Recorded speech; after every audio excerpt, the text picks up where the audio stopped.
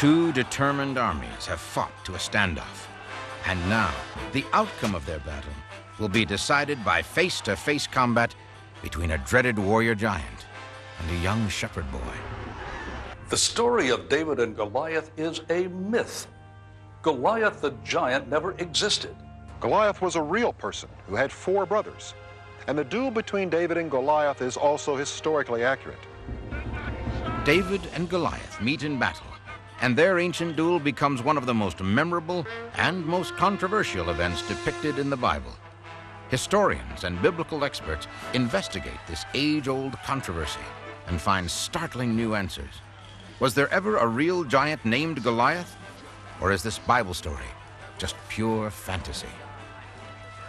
There never has been any historical or biological evidence to support the Bible story of David and a giant named Goliath. The only evidence we have are the stories in the Bible. And what is the Bible? Hardly reliable historical information. The evidence from ancient Israelite sources pertaining to David is so extensive that few historians today would even question any of the main details about his reign.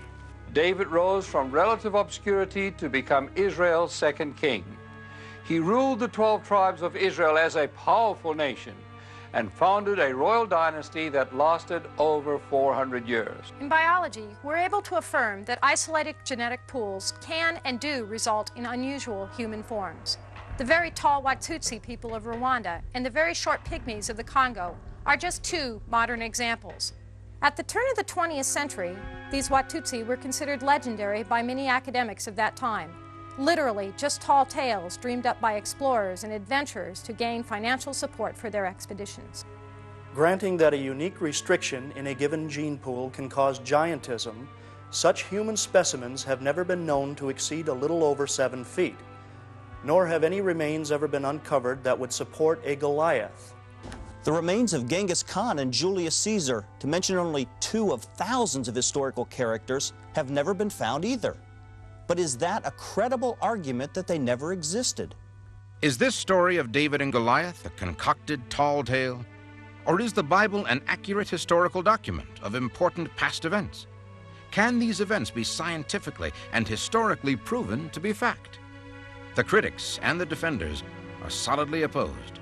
To fully understand, we must first know what the Bible said.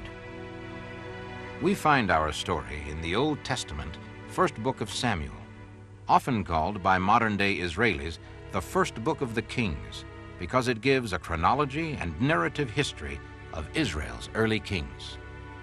According to the Bible, this area in Canaan between Shoko and Azekah is where the duel between David and Goliath took place some 3,000 years ago.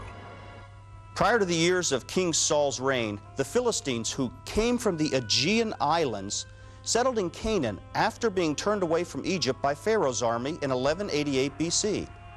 The Philistine army, with their Iron Age weaponry and discipline, invaded the Israelite tribal lands in Canaan. But their chariots and heavy armor were designed for battles on flat land and useless in the rocky heights. The Israelites under Saul were not a professional army. They were shepherds and farmers who became a guerrilla army defending their land with outdated Bronze Age weapons. But under Abner, Saul's shrewd general, they became formidable fighters, especially when defending their native hills. For almost 6 weeks, the two forces confronted each other in an impasse that neither seemed able to break. The superior Philistine forces had Saul's army bottled up within the craggy hills, but could not successfully attack the guerrillas in their position. Both armies were hungry and frustrated, eager for a strategy that would break the deadlock. It was customary for the families of each tribe to send food to the army in the field, and Jesse of Bethlehem sent David with food for his warrior sons and their officers. Stand and make yourself known! Move away from the donkey! I am David, son of Jesse of Bethlehem. My 3 brothers fight in the army of the Lord. I bring them food. Don't you know the Philistine patrols are crawling all over here? Come, quickly, quickly, boy! But on this occasion, David was in for a shock. Hail Israel!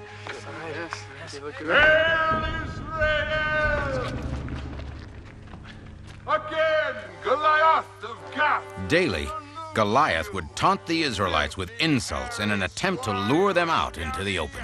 Frightened goat king!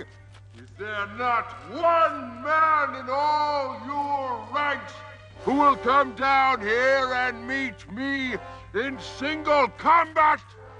According to which Bible scholar is telling the story, Goliath is anywhere between 8.5 to 13.5 feet tall. Let's face it, there was no race of giants, and not the slightest historical or scientific proof exists for such enormous people. Ancient Israelite records indicate that Goliath was from the Rephaimite tribe and that he had one or more brothers. The Rephaimite tribe had genetic peculiarities, including giants and people with 6 fingers and 6 toes.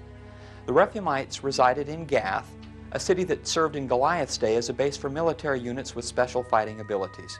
By converting the Hebrew cubit and span, we're able to determine that Goliath was 9 feet 6 inches tall when he suited up in his armor and helmet.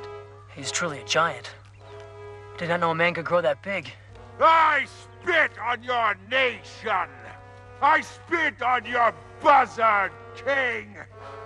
And I spit in the face of your wormy god, Jehovah! Ah! The giant part of the Bible story is its weakest point. It suggests Goliath and his brothers were from a race of giants, for which there has never been a shred of valid scientific proof. Giantism is an unquestioned fact of human life. There have been many, many examples of huge people in modern times, but this is not proof that a race of giants ever existed. The Bible emphatically mentions the Anakim and the Rephaim, 2 tribes of giants that were destroyed by Joshua's army in his campaign through Canaan. The remnants of these tribes took refuge among the Philistines. Also, there is absolute scientific evidence of such tribes, confirmed by the archaeological recovery of oversized skeletons in Palestine. Further, these Anakim and Rephaim are memorialized on several Egyptian reliefs, which shows them to be unusually tall and fair-skinned. If giants did exist in this area of Canaan, which seems to be proven beyond doubt, why not one named Goliath?